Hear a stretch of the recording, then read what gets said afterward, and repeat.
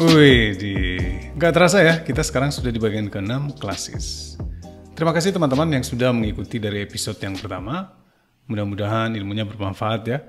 Nah, sekarang kita coba bahas tentang classes. Di sini ada beberapa exercise, kita mulai dari yang pertama, class basic. Nah, kelas ini biasanya digunakan untuk menerapkan OOP, Object Oriented Programming. Tapi di sini kita nggak akan bahas OOP-nya ya, kita lebih bahas cara penggunaan kelasnya. Nah, kelas ini nanti outputnya adalah objek, atau sering juga disebut ini object instance. Sebelumnya di video keempat kan kita sudah bahas objek ya. Nah, di situ kita bahas tentang objek literal. Nah, kira-kira apa bedanya objek literal dan objek instance? Simpelnya, objek yang di-generate dari kelas itu biasanya fiturnya lebih banyak dibanding yang kita menggunakan hanya objek literal. Nah, selanjutnya kita akan coba membuat objek user dari kelas. Jadi si objek ini nanti punya personal info atau data pribadinya seperti ID, first name, dan last name. Selain personal info, objek user ini nanti punya metode seperti login dan register.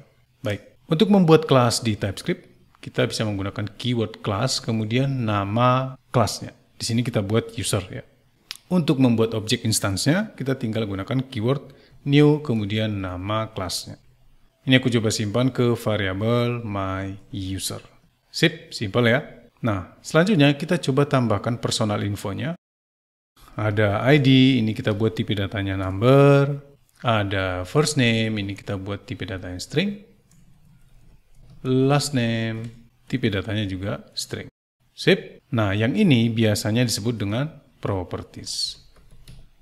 Nah, kalau untuk login dan register, ini namanya method. Kita coba buat di sini login, register. Sip. Nah, di sini sekarang kita ada error ya. Kita coba lihat kira-kira apa errornya ini. Di sini pesan errornya, property ID has no initializer. Nah, ini artinya ketiga properti ini harus kita inisialisasikan. Nah, biasanya ini kita buat di constructor. Constructor ini metode built-in ya. Jadi ketika kita menggunakan new user seperti ini, yang pertama kali dieksekusi si constructor ini. Nah, disinilah waktu yang tepat kita untuk inisialisasi value untuk ketiga properti ini. Nah, di constructor ini kita coba buat 3 parameter, ID, number, first name string, last name string. Nah, parameter ini kita gunakan untuk mengisi nilai si propertinya. Caranya kita gunakan keyword thisID. Nah, ketika kita menggunakan keyword this di sini, itu artinya kita sedang mengakses kelas ini. Jadi ID yang di sini maksudnya adalah properti ID yang di sini. Nah, selanjutnya kita bisa langsung isi ID. Untuk properti lain juga sama. This first name sama dengan first name. Last name, last name. Kita coba lihat problemnya. 3 argument. Error yang tadi sudah hilang dan sekarang kita diminta mengisi value di sini.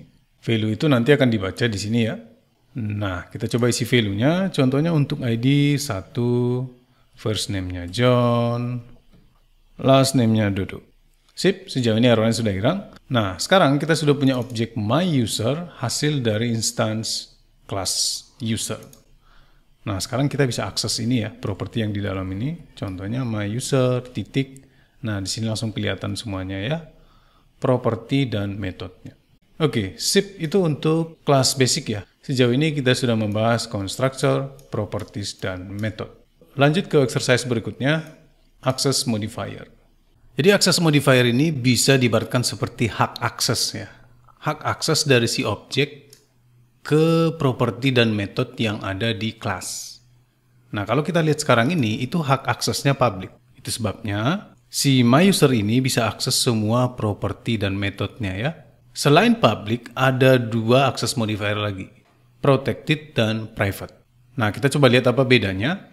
Properti dan metode yang public itu bisa diakses di kelas itu sendiri, di subclass maupun instance. Kita akan bahas subclass sebentar lagi ya. Nah, kalau yang protected itu hanya bisa diakses di kelas dan subclass. Di instance nggak bisa. Kalau yang private, ini hanya bisa diakses di kelas itu sendiri. Namanya juga private ya. Nah, selanjutnya kita coba exercise untuk yang protected, sekaligus kita membahas yang subclass. Nah, di sini aku coba buat kelas baru namanya enhancement user, dan ini nanti akan mengextend atau mewarisi semua properti dan metode dari user. Nah, untuk subclass yang baru ini aku coba tambahkan field baru namanya location. Ini tipe datanya string ya. Kita coba inisialisasikan value-nya di constructor location string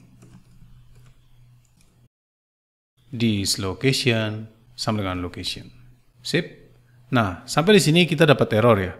Constructor for derived classes must contain super call. Nah, untuk subclasses ketika kita menggunakan constructor, kita harus menggunakan super. Nah, super yang di sini tujuannya untuk mengeksekusi konstruktor yang ada di base class-nya. Yang ini ya. Nah, di sini berarti mirip seperti kita mengakses new user ya. Kita bisa langsung isi value-nya di sini, tapi lebih ideal itu kita ambil dari konstruktor. Nah, di sini aku coba tambahkan parameter seperti di base class-nya, ID, first name, last name. Coba rapikan sedikit. Nah, parameter yang ini sekarang coba baca dari sini. ID, first name, last name. Sip. Nah, selanjutnya aku coba buat objek dari enhancement user ini. New enhancement user. Nah, di sini kita tinggal isi. Location-nya ini kita coba buat Medan. Kemudian ID-nya 2. Ups, ini harusnya number ya. Kemudian first name-nya Uco, last name-nya Cool. Uco Cool, mantap. Oke, sekarang kita sudah punya subclass, kita coba eksperimen untuk yang protected.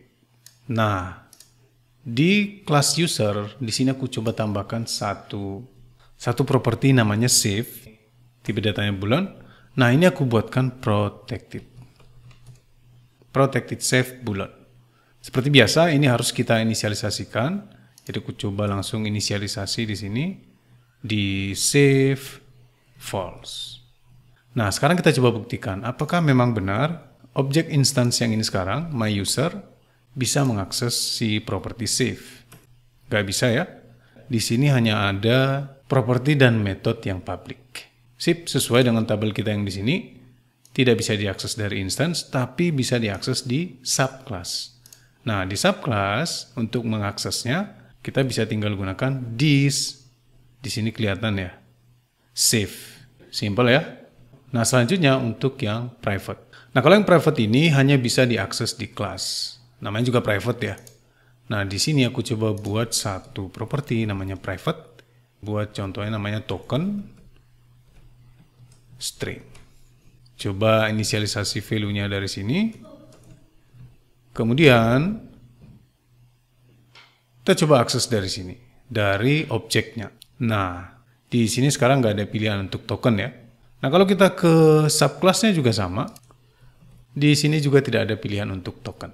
Jadi memang hanya bisa diakses di kelas itu sendiri. Sip, kita selesai untuk akses modifier dan inheritance. Selanjutnya kita bahas tentang static member. Nah, untuk static member ini agak sedikit berbeda dengan properti dan metode pada umumnya. Kalau properti dan metode itu bisa kita akses setelah diinisialisasi. Artinya setelah kita buat keyword new ya. Nah, kalau static enggak. Kita enggak perlu pakai new. Kita bisa akses value dari static itu.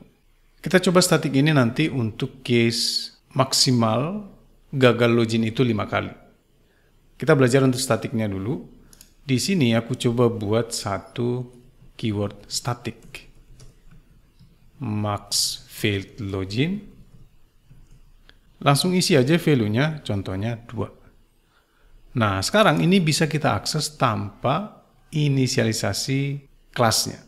Jadi di sini aku bisa buat seperti ini, user ini kelasnya tadi ya. Kemudian max failed login. Nah, ini gunanya untuk apa? Nah, di case kita ini, yang static ini kita gunakan untuk mengkonfigurasi dari si kelasnya. Nah, di sini kan defaultnya 2. Nah, sebelum objeknya dibuat, ini kita coba kasih konfigurasi contohnya 5. Nah, berarti sekarang kita butuh satu properti di sini, properti private untuk menghitung berapa kali loginnya sudah gagal ya. Nah, di sini aku coba buatkan private retry login. Ini aku coba kasih defaultnya 0. Nah, untuk login ini aku buatkan sedikit logic ya. Di sini kita akan menerima username, ini tipe datanya string, password, tipe datanya string. Validasinya simple aja. Kalau username-nya admin dan passwordnya admin, return true. Ada typo ya, ini harusnya perbandingan ya. Kalau bukan, ini kita return false. Nah, selanjutnya kita coba hitung berapa kali dia sudah gagal login. Nah, di sini aku coba buatkan kontornya retry login tambah 1. Jadi setiap kali nanti login ini diakses, jumlah retry loginnya bertambah 1. Dan di sini kita tambahkan sedikit pengujian ya. Kalau retry loginnya ini jumlahnya sama atau lebih besar dari max failed login, nanti kita keluarkan message max login ya. Kita coba di sini, if retry login, ini harus saya pakai this ya, lebih besar atau sama dengan user. Nah, untuk yang ini kita nggak pakai this ya, kita langsung panggil nama kelasnya, user max failed login. Nah, di sini kita langsung return max login attempt. Kita coba ya. Nah, sekarang di sini defaultnya kita coba buat 3 aja deh. Sekarang kita coba login, my user login. Ini aku kasih kosong aja, kita coba yang salah ya. Kita coba lihat outputnya menggunakan console log. Ini aku coba aktifkan quokka-nya dulu ya. Sip. Ini returnnya false. Ini masih retry yang pertama ya. Ini yang kedua. Ini yang ketiga. Nah, di yang ketiga kita lihat di sini max login attempt. Karena tadi di sini kita setnya 3 ya. Kalau seandainya kita set 4. Nah, ini masih false. Di bagian keempat ini baru kena. Seandainya ini kita buat admin. Kemudian ini admin. Ini masih bisa ya. Ini sekarang jadi true. Sip. Jadi di sini kita menggunakan static dan private untuk menyelesaikan case kita tentang max failed login. Yang terakhir kita coba bahas tentang abstract classes. Oke, untuk abstrak ini bisa diibaratkan seperti blueprint atau cetakan dari sebuah kelas. Nah, caranya kita menggunakan keyword abstrak, kemudian class. Ini aku coba kasih namanya root. Nah, di sini kita definisikan properti atau metode apa nanti yang wajib ada ketika mengextend si abstrak kelas ini. Nah, sebagai contoh di sini aku coba buat abstrak done. Ini tipe datanya bulan.